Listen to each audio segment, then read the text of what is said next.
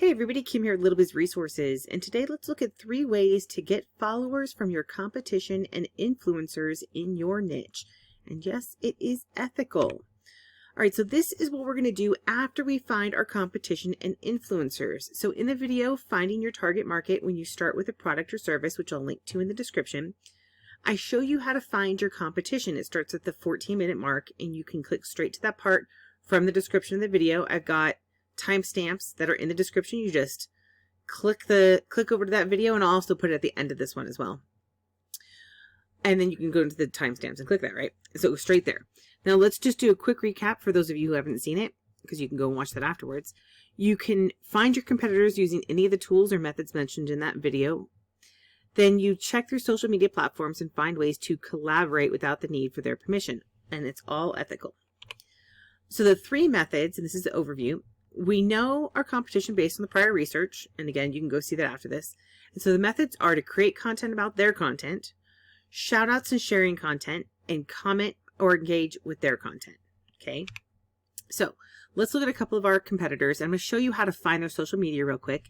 And for the past, we did it for Celtic ornaments, and that's in the last video we did that. So we're going to kind of just carry on with that. So we found some other websites that may cater to the same audience that we want to target. So the irishstore.com, oldworldchristmas.com, and creativeirishgifts.com. Now, I shortened this list. I also will tell you that of the list, not all of them had social media. And if they did have social media, some of them only had 15, 20 followers. So those aren't very helpful. So instead of doing those, I removed those completely. So let me show you real quick. If you're on Facebook, of course, you probably know how to maneuver YouTube, but if you're on Facebook, just come in and put the URL here and you'll pull it up. So this is one of them that we did, and we put it here in Instagram. We just started to type in the Irish store. They tend to match names, not always, and sometimes you may need to go back and see if they have it linked on their homepage or something. Not everybody has both Facebook and Instagram, and I mean, if they're big enough, they should, but you never know, right? So this is what we're doing. We found their social media. We know they have a pretty decent following, so we'll go ahead and keep them on our list. So we did that for each of these, and it's really easy to find them. Of course, if you want to do this on Pinterest or something else, you can do the same thing. The big ones for how you can do this are YouTube, Facebook, and Instagram are the big ones where you can do this and benefit. All the platforms have some sort of way of doing this. I don't know about TikTok, though. Sorry. All right, so method 1, we're going to create content about their content. Now, the point of all of these methods is to get our competitors' audience to see our profiles, right? We want them to see we want their audience to see what we offer, and say, hey, we want you to follow us. Never steal content. And we'll talk about how to do this completely ethical, okay? But never steal content. There are plenty of strategies out there where you steal their content and use it, and that is... It's just not right in the first place, and it's not, most of these platforms will ban you if they catch you. Now, a good example of someone on YouTube that created content about someone else's content is Channel Makers, when he did my response to Annie Dubé, which I don't know how to do, little E, sorry, when I don't use YouTube Shorts. And I'll put a link in the description, but let me show you real quick. This is exactly what he did, right? So this is his channel, and right here he did this one, my response to and so she did a video and he did a video about her video, right? You've probably seen these a lot, my response to, my reaction to, things like that. That's a really good example of content that is created about somebody else's content, right? Because what that does is that helps you get in a position of, I'd say expert, but at least experienced in the same topic. So if you don't feel like you're an expert, that's okay, right? So I wouldn't necessarily do one on Channel Makers. I wouldn't do one on him responding to her, other than talking about it now, because it's like I'm not in that same niche. So you want to find something that's in the same niche. They both do stuff about how to do YouTube things, right? How to build your channel on YouTube. So it makes sense that he would do that about hers and try to tap into her audience. And so I would do one for, in this case, if I was doing YouTube stuff, I would want to tap into ones that were on the Irish. Now, we're doing e-commerce is a little bit different because there's not a whole lot of e-commerce people on YouTube that are putting their products, and you're not really capturing their audience. But if that niche is in your niche and you did your research and you found out, hey, there's some YouTube channels that I can tap into, by all means, go for it, right? Now, however you create content, make content and talk about someone else's content. So if you do videos, which is really good because videos are on like every platform. If you do blog posts, guess what? Write a blog post and then do the same marketing methods you do to get that blog post out. You'll get found in a lot of different ways. And every single platform lets you create content for that platform. So make it and post it. Then make sure you tag or otherwise mention them. So you got to give them credit or, you know, like in this case, I'm going to link over to Channel Makers so that way people can watch the video if they want to see what it's about, right?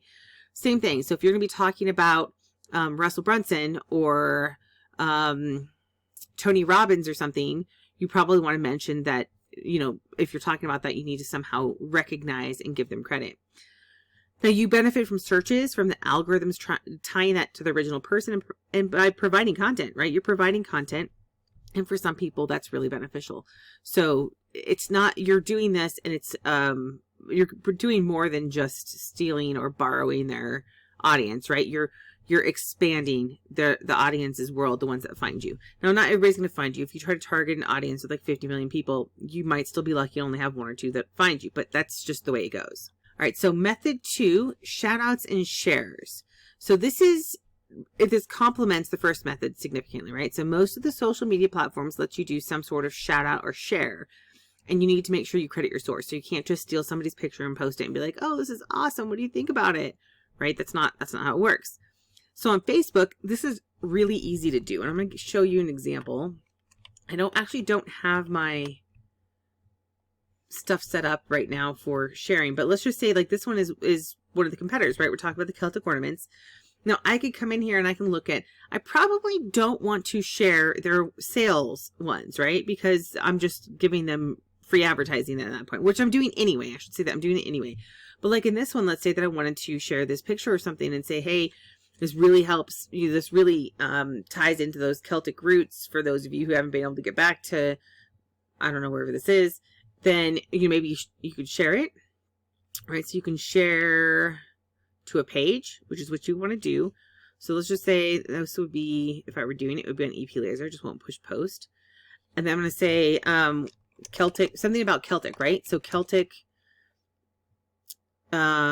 traditions, I don't know, something about that, right? So Irish roots and Celtic traditions are felt with this image. Now, it doesn't really matter what I write, right? So I'm not going to post it. This is theirs. What's important is that you do not just, there's plenty of software out there that'll make you like, that'll let you scrape the image and steal the image. Don't do that, right? Because it doesn't really benefit you. The benefit of this is that you're basically tagging them and giving them credit in this. So the Irish store is going to be shared to here. And guess what? There is a chance that some of your posts will then be shared with their audience. This is the exact same strategy that we teach for sharing, viral content it's the same thing, right? You're finding, ideally you come in here and you find there's 282 people that are like this. There's only 32 that are like this. There's a reason why, because there's a link here and it's going to get shown to less. But this one only has 73 likes. We don't know how many people it's actually getting shown to. But I can tell you, so this one that has 282. So you want to find ones that maybe have the higher amount. With 150,000 people, remember we've talked about this in the past if you haven't seen our videos, the reach on Facebook is like 1 to 5%, I think, with 1% being more closer to what most people are going to see. So, and then you're not going to have everybody engage. So if they have 150,000 people, we'll do the math because I don't want you to have to rely on me. So that's 1,500 people that is possibly being shown to. And maybe, 10-20% are, see, this one turned out to be pretty good. So that would be a higher one with engagement, means that there's a lot more people that like that. And it also means that there's more algorithm information, right? So there's a benefit to going through and finding the ones that are, see, this one has Celtic crosses in it. Those are Celtic crosses in there. So this one would be a really good one if I were going to share it with my Celtic audience, right? And so that's just an example of how you can do it. Now, that's how you do it on Facebook. On Instagram, sharing on Instagram's always been a little sketchy. I think you can now, but I don't think there's any real benefit to it. So really what you want to do is maybe find them on here. And then you could So this is them again. So you could go through, and this looks like they're just doing their products on here. They're not doing anything else, right? So it's not really a huge benefit. This is all product promotion. So instead, if you want to tap into their audience, which they only have 10,000 followers here, probably because they're not sharing those other amazing pages on there, this other content that they have would go great on Instagram. I'm not really sure why they wouldn't want it on there, but they probably have their reasons. So you may not want to do it on Instagram, but you could maybe do one of the others, right? So let's look at one of the other ones. They all kind of have a small amount. Here's Old World Christmas that we pulled up. Same thing, they're pulling out products and everything else, but that isn't necessarily a bad thing, right? You could, because if you're in e-commerce, you could come in and say something that maybe complements what you're doing, which I don't see anything Celtic. This may not be the best for it, but they do ornaments and ours are ornaments. So maybe you could do something like, oh yeah, this ornament will be perfect with this one. And so yes, you're promoting them, but you're also tapping into their audience.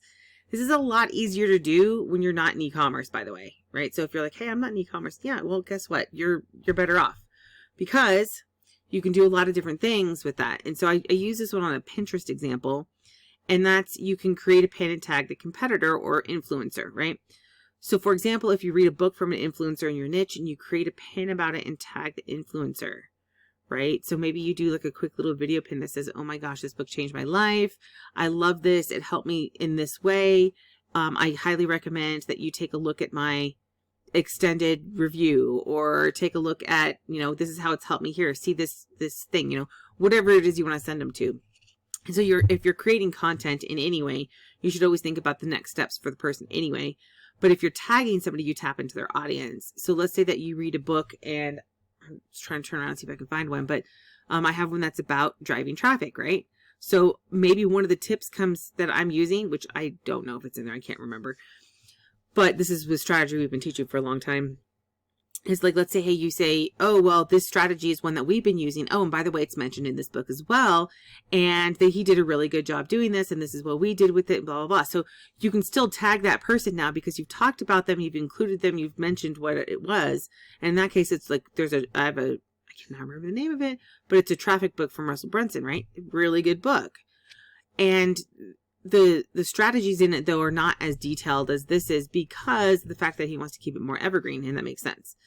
So in this case, we're borrowing their influence, whether they're a competitor or an influencer, we're borrowing their influence, but also taking a positive approach. I want to emphasize that positive approach, okay? So now YouTube, you can create a video or short. I don't know if this works in shorts. I haven't done any shorts myself and tested it, so I can't guarantee it, but you're supposed to be able to tag other channels, but you can only do this official tags if you get to 500 subscribers. In the meantime, I would just link over in the description, but if you feel free to use their name in the title, again, to emphasize that YouTube one, her name is in the title, right? So if people are searching for her, let's see if we can do a search real quick. I gotta spell it right. So there are people that are searching for her on, this is just from YouTube. So let's go into, do I have vidIQ up? I do. Okay, so let's go into vidIQ real quick and we'll look at hers and see, because she's on, and I'm spelling it wrong, so that could be the problem. Look at this, right? No wonder he did it. It says very low. There's very low competition. And so if somebody's going searching her name, which people are on YouTube, then, and this is actually spelled correctly right here, but that's because none of us know how to type that little E in. So we will type it this way. So it makes sense that he's going to have her name in the title. And guess what? This will probably pull up both of those, but he's going to get some traffic from it because of that, right? Because it's a low competition. So that's, if you've never used vidIQ, I do recommend it. It's really cool. Not very expensive either. So that's how you can kind of get an idea on YouTube. So let's go ahead and close that one. But again, you can't officially tag somebody until you get to 500 subscribers. But in the meantime, if it's completely about them or they have a heavy emphasis in it, use them in the title, right? Or maybe you do a comparison between so-and-so's video and so-and-so's video, right? So you can say comparison of channel makers and Annie Dubé, or however you say her name. Then you could do a comparison there, right? And so you can use both of those in the title, and then you can potentially benefit, I should say, right? Now think of this, I like to think of this a lot like reviews, right? So for products, when we do product reviews, we put the product name in the title, right? There's nothing wrong with that. Even if it's a trademark term, there's nothing wrong with that because the review is about that product. But you don't put the person's name, or you don't put the product information, you don't put the terms in there unless they actually belong, right? You have to talk about it, and it has to be a heavy part of that particular video if you're going to put it in the title. So something just to keep in mind, but you still want to credit. So like for me, I'll go ahead and credit Channel Makers in the description because that's, I'm giving that as an example for you guys, and you should watch it if you want to see the example. All right, method 3, comment or engage with their content. Now, this is self-explanatory. I don't need to show you this one, but this is a common recommendation from plenty of people in the marketing world, and it still baffles me at how many times this comes up. And I felt like, you know what? I don't like it. I don't necessarily recommend it.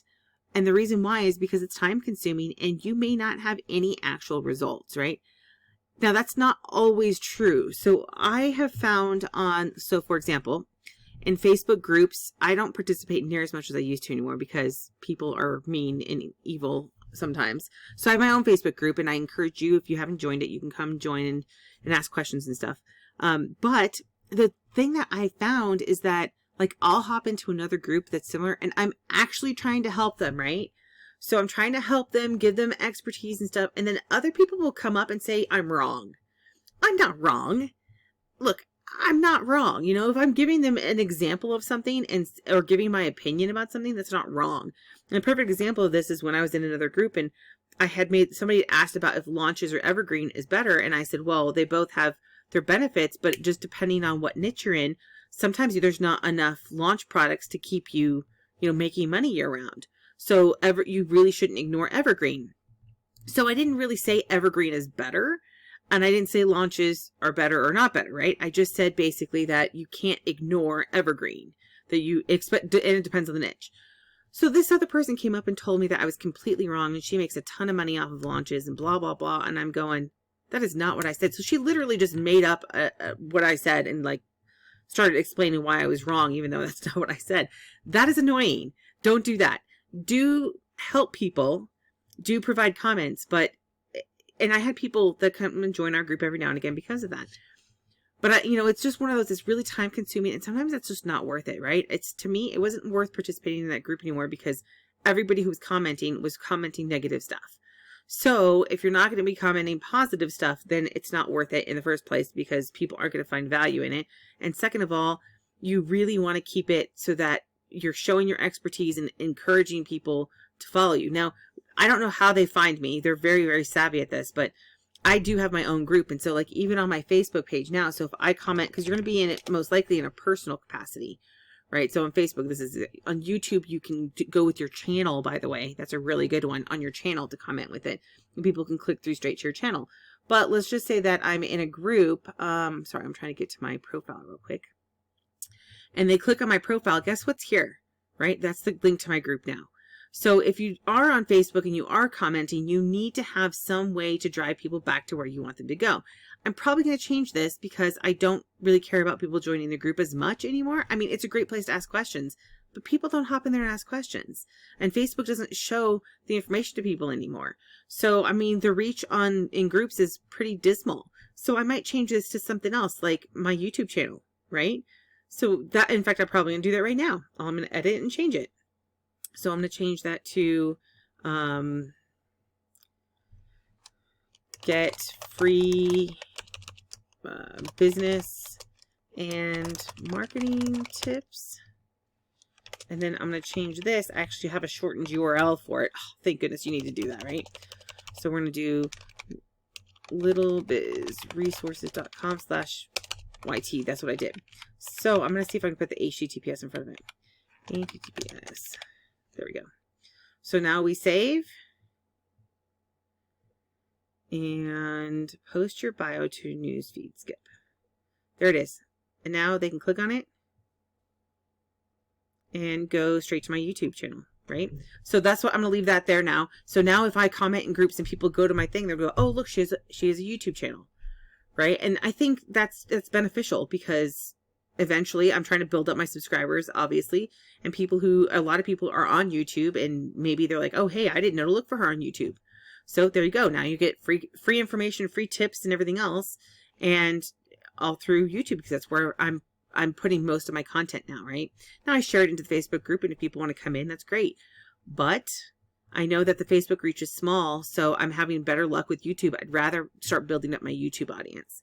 And from there, or maybe if you have, like if you're in e-commerce, maybe you have your website here, or maybe you have an app. We've talked about that. You can build an app and do push notifications, grab their phone numbers and connect it with SMS notifications, stuff like that. So we'll talk about that in other videos, but you can change that in pretty much all your profiles to send them to one location. I do recommend that. Obviously, if you have one point of entry for people, you should put that there, but it just depends on what your strategy is. So that is that. So now you know your 3 methods. And again, there's still potential that when you add your expertise in the comments, a competitor or an influencer, someone could read it and click on your profile. So there is the potential of doing that. I would recommend, depending on your niche, you try it out to see if it works.